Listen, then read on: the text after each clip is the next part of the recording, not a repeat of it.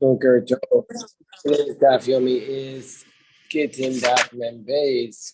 So we had been discussing a dispute between Rebbe and the Rabbanan about somebody who has Rebbe and Rabbanan about whether or not you can free half your slave. If you free half your slave, is the slave acquired or not? So Rebbe says kana. Chachamim say it's not kana, that the slave can't acquire his half if the owner only frees half of him. So in this context, the Gemara tells us on the top of Membeis and Aleph, Rabbah comes on and says, "Machokas b'shifrer chatzav ve'niach chatzav." When is there a dispute? The Rebbe says kana, Nachum says lo kana, where the owner freed half the slave and the other half of the slave he didn't free him at all.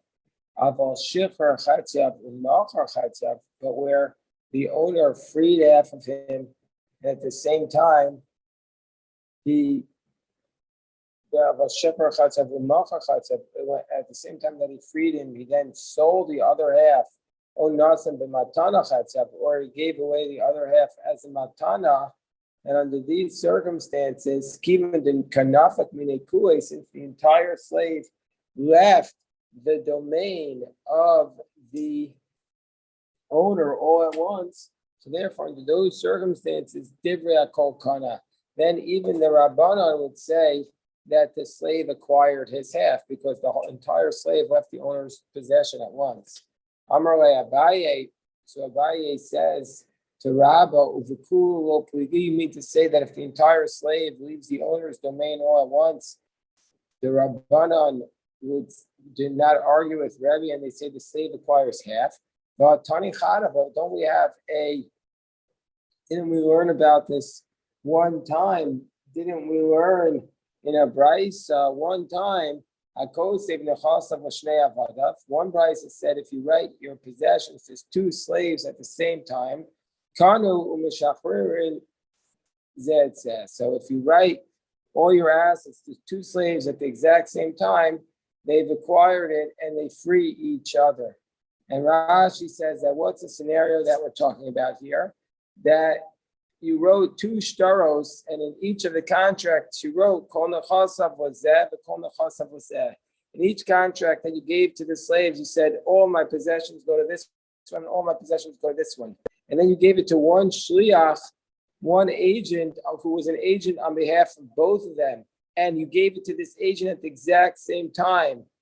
And so therefore, since neither one of them got it first, then they were both going to get, each are going to get half of it. They're going to split it. So they acquire themselves in the shachrir and zetzah. So each slave is acquiring half, and then they free the other one because each one has half of his friend, and so therefore they free each other. V'tanya idach, whereas the alternative Bryce says that Omer kol nechasai nitzunu laponi uponi avdi. If you say all my assets are given to such and such person, to this slave and to this slave, who are my slaves, they don't even acquire themselves. And in this case, they are not even acquiring half. So says Abaye to Rabba, my love, don't you want to say, why did they acquire half in the first one? Rebbe, Rabbanan. The first case is Rebbe, and Rebbe says they can acquire half, and the latter case is the Rabbanan, and they can't acquire half. So we see even in a case where the entire slave is leaving his domain, we're going to say that they don't acquire it according to the Rabbanan. So Rabba would answer, no. Whoa, that's not the scenario. Idi Rabbanan. Both prices could be the Rabbanan. Hada Amar Kulo, Hada Amar Chaitzi. So the Gemara says that what we could say that both prices are the Rabbanan. In the first price, he says you acquire everything, and that's where he says two contracts. And then we explained in each one he writes all my assets go to my slave, and there the Rabbanan will be modeh that since he gave to both of them at one time, and so the entire slave left his domain, therefore the slave is going to acquire half. But in the latter case, where he says half and half, in one contract he wrote half of my assets go to you, and in the second one he said that to his friend. So therefore they don't acquire it because each one of them he only freed half and left the other half. And so therefore, that's what the Rabbanan are saying. The Gemara says, "Vahamid." It can't be that that's the answer, says the Gemara. It can't be that that's the distinction between the two brisos. Vahamid diktani seifa vam amar chaytzi chaytzi lo kanu. But that's the next case of that brisa. So Miklal, doesn't that prove the ratio that in the first case it was where he says kulo, where he says, "I'm freeing half of all of you. I'm freeing all my assets are given to such and such slaves." And that's exactly the same case as the first scenario. Gemara says no. The Gemara says, Pirushika mifarish. The Gemara says that the latter case of the Bryce is explaining the ratio of the Bryce. It's saying, Afatzman lo kanu. They don't even acquire themselves. And what's the scenario where they don't even acquire themselves? Kate said the scenario is going to Amar Chetzi Chetzi, where he gives half and half. And indeed, this is logical. Because if you want to say that case in that price where it says Poni Poni Avdi is where he gives all of them to each slave. If you want to say that he says Kul, Hashtam or Kulo Kanu, if in a case where he says Kulo, it's not acquired. Chetzi Chetzi mi bai. Why would then have to give the latter case where it says half and half? So for sure that means that the ratio is kulo and that's and the ratio is chetzi chetzi and it's not a case of kulo. So the Gemara says no, that wouldn't be a proof. Imishim halo iria, that wouldn't have been a proof. That's that latter case. The latter point is not a good proof because Tana Seifel Gulye ratio, because we could have said the case of chetzi chetzi would have been taught to tell us more precisely what the ratio is talking about, because we wouldn't even want you to think Shalom Tomar ratio Damar Chetzi Chetzi. We wouldn't want you to think that the first cause is where he says Chetzi Chetzi, Avolamar Kulo, but if he said a case of Kulo, then it will be common. So therefore, Tana Sefer Damar Chetzi Chetzi. Mikal, that proves that in the first case, the ratio Damar Kulo Vafilu Achilo Kaman. So that's one way to deal with the contradiction between the two prices, is not to say that one's Rebbe, one's the Rabbanan. So, but rather to say that they're both Rabbanan, and the Sefer says Chetzi Chetzi. Even though it says Kulo, the Sefer that the second case is a case of Chetzi Chetzi, and the first case is a case of Kulo. So therefore it supports Rabba's position that in case of Kulo, everybody says that the slave acquires his half, can acquire half. Or alternatively, that in the first case it was with one contract, and the second case it was with two contracts. Meaning to say, if it was with one contract, like Rashi explains, if he says all my assets go to this and this slave, so that's not going to work. Why? Because we learn out from a get, and by a get you can't divorce two women with one star. So too you can't free two slaves with one star. So Gemara says b'shtar echad.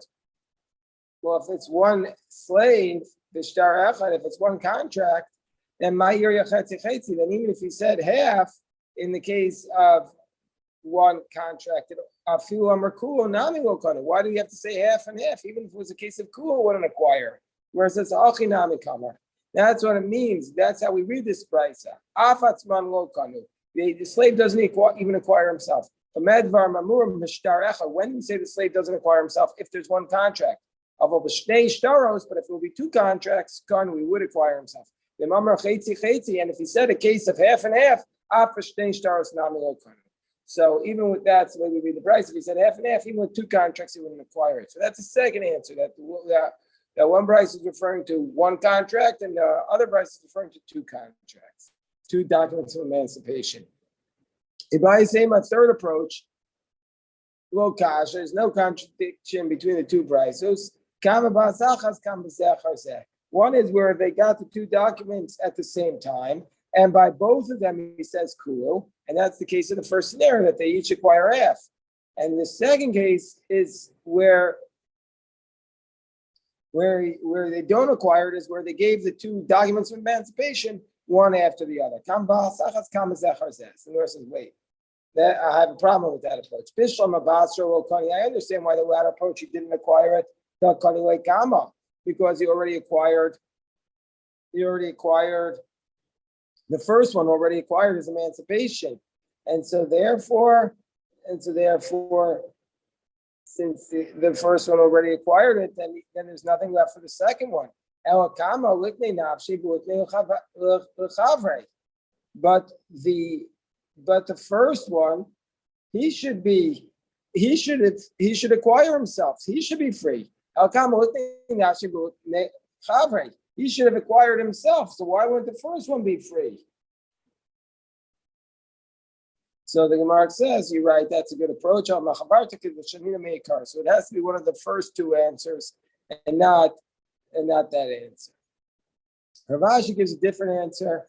Rav Ashi says, what's the difference between the second price and the first price? The second price, the reason why they're not able to acquire it is because Shani Asam Kakarilu Avde, because when he releases them, he says, Ploni, my slaves, all my assets are given to my slaves, which means that they're still under his domain because he's calling them his slaves. That's what Rav Ashi says.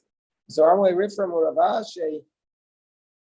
The Dilma, maybe when he means my slaves, he means Abdai Shah Yukfar. Maybe it means those people who were my slaves. Milo Tanan don't we have a Mishnah which says if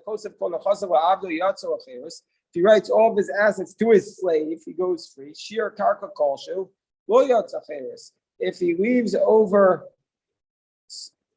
some land, meaning this was a Mishnah we had at the beginning of the Masechta, we was cited at the beginning of the Masechta. It's a Mishnah from Baba Basra. But if he leaves over some karka, he doesn't go free because he wasn't intending to give everything. Whereas Rabbi Shimon says, so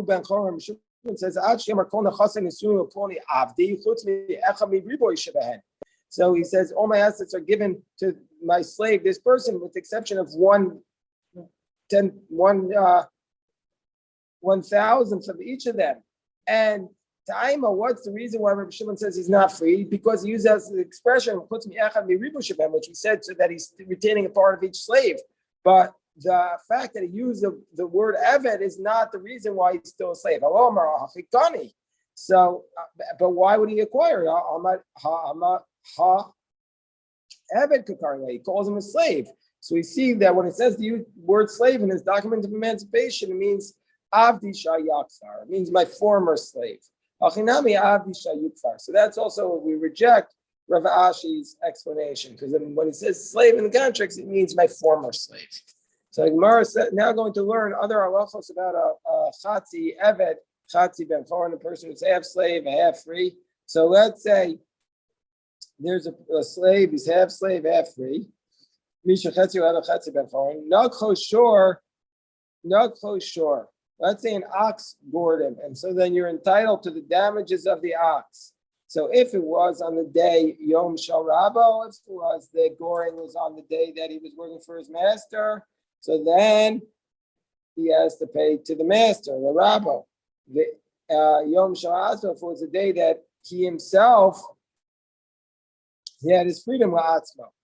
So the Gemara says, in the day that he himself, then take the money for himself. And the Gemara says, well, if that's the case, Yom Shal Rabo Yisa Shifcha, Yom Shal Atzmo Yisa Bashorin. Well, if that's the case, the day of his master, he should be allowed to marry a Canaanite slave, and the day of himself, he should be able to marry a free person.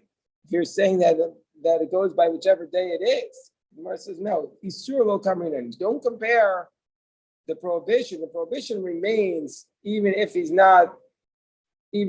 a free person that day, but the other day he's a slave, so the prohibition will remain on the day when he's a slave, or the prohibitions will move on. But the monetary matters we can divide up. Rashi says, Isur lo kamrinan detihavi lechatzai.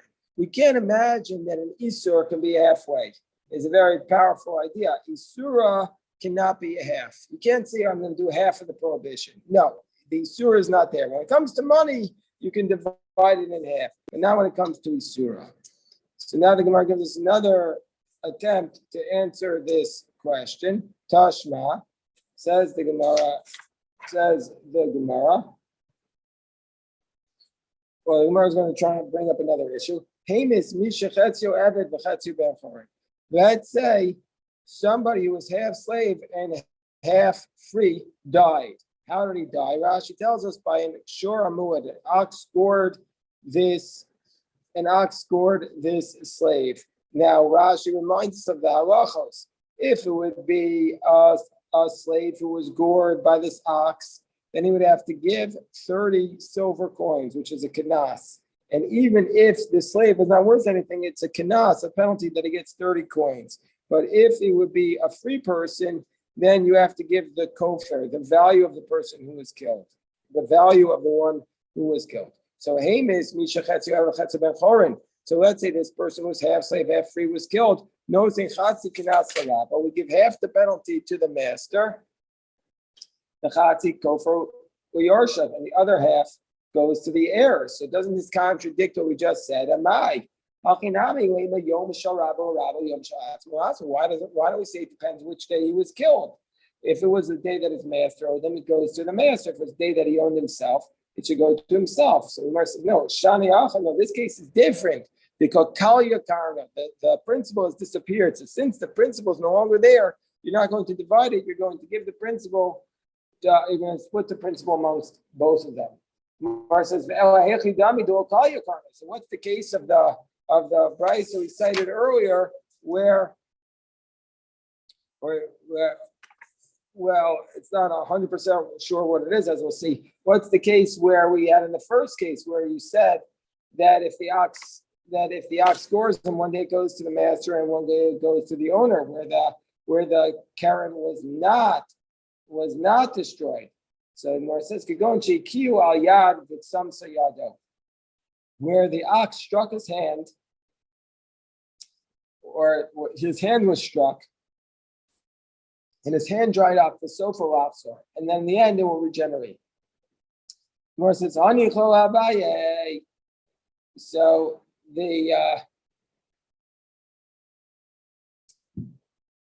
this is good according to Abaye, who says no single sheves gedolah v'sheves ketana shapir. So it says this is good according to Abaye, who says under those circumstances that the one who did the damage, the mazik, has to give sheves gedolah and sheves ketana. What sheves gedolah? Sheves gedolah is basically the depreciation of what this slave was worth. That until his hand was weakened, he's not going to be able to do his regular job. He's only allowed to watch, let's say, sit in the field and be a watchman. So therefore, his value is less. And then the sheves ketana is the lost wages. So according to Abaye Shapir, it makes sense why we could say that if he did this type of damage, the ox is liable, because that's what the Bryce was talking about. Because since the principle was not destroyed, therefore he's going to give, okay, what did you lose each day? According to Rav, who says if he struck him on his hand and his hand dried up, you're not going to give him the depreciation of what he's no longer worth that day, but rather the lost wages. So if that's the case, hi, Shorhu, this is an ox that struck him. Why are you going to give him lost wages? Shor does not pay the lost wages. He doesn't even pay sheves. He just pays nezek. So if that's the case, why is he getting lost wages?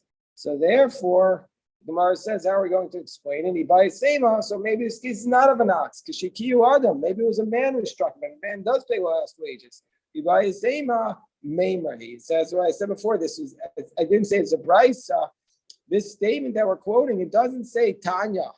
It's maybe just a memra. And the memra, Rava goes away. Rava doesn't have to hold it like a memra. What's a memra? This is a new thing we haven't seen so far in the Shas, going through our Daf Yomi cycle. Rashi says, memra ba'almahi, v'eino mishnah vo brisa. It's just a statement, a Tanaitic statement floating around. And it's not a mishnah or brisa, so maybe therefore it wasn't authoritative, and that's why Rava wasn't bound by it. So now the Gemara is going to keep going on with these laws of the Chatzi, the Eved who's in kind of limbo. So the Gemara says, let's say the slave was freed, but he didn't get the document of emancipation. And then he is after, and then afterwards, the ox kills him. The ox scores him and kills him. Are we going to say yeshlo kinas? Are we going to say that his master is still entitled to the penalty or not? Do we say kesef shloshim shkolim yitin ladunav? He has to give 30 shkolim to his master. And this one is not his master. Odilma keeping the mechusar get shichur, or maybe because he's still locking this document of emancipation. We're still going to call him his master. And that's the question. In a case where he was mostly free, but he didn't have a document of emancipation, does the master get the kinas? Tashma, I was trying to answer this from a brayso that we just cited. We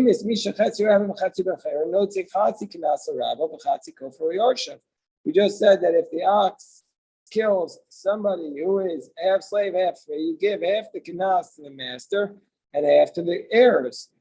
So let's assume what's the case here. My love, don't we want to say that this price is commissioner achona, like Hillel after he changed his mind and admitted that somebody was chatzu ev and chatzu ben chorin, we forced the master to free him, and so therefore what we're talking about in this case, it must be that he went free and he's just missing the document of emancipation, and so that's the scenario. And we're saying that you get half. We're saying you split it halfway, even though he's missing the document of emancipation. We're saying, no, Commissioner Shoner, no. It's like the first case of Hillel, where you could have a person who's half slave and half free. So it's not a proof. So the Gemara says, Tashma, he bilashino. So the Gemara says, let's bring a different proof. We know if the master knocks out the tooth, or sime aseno, or blinds the eye, Yotze, then the Evikanani goes free bishino. He's going to go free from the tooth being knocked out. But now, once he's freed from the tooth going out, he has to give the value of the eye to the slave. But here, this slave doesn't have to get shipper. And if you want to say he gets the kinas and the kinas goes to his master, well,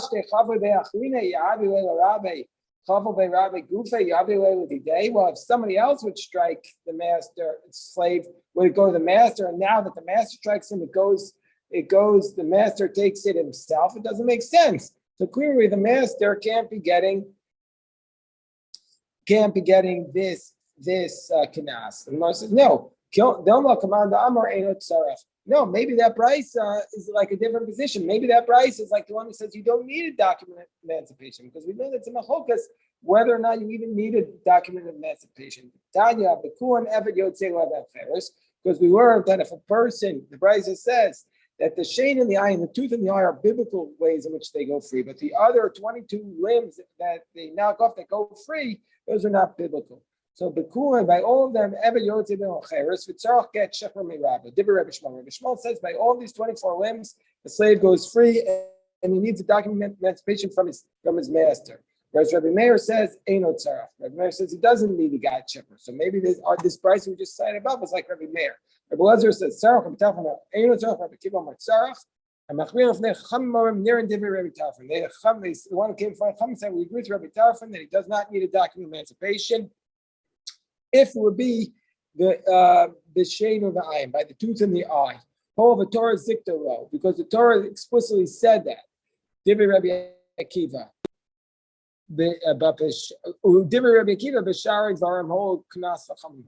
And then we hold like Rabbi Akiva that he does need document emancipation by all the other limbs because this was a penalty of the Chachamim. Gemara says, why do we call it a kinas by the other limbs? Why do we call it a penalty of the Chachamim?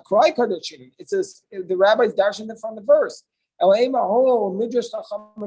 Since it was the drush of the Chachamim, therefore we're going to require get shechor, document emancipation. But unlike the tooth in the eye, which is not a drush of the Chachamim, we don't require a document of emancipation. Mara asks another question.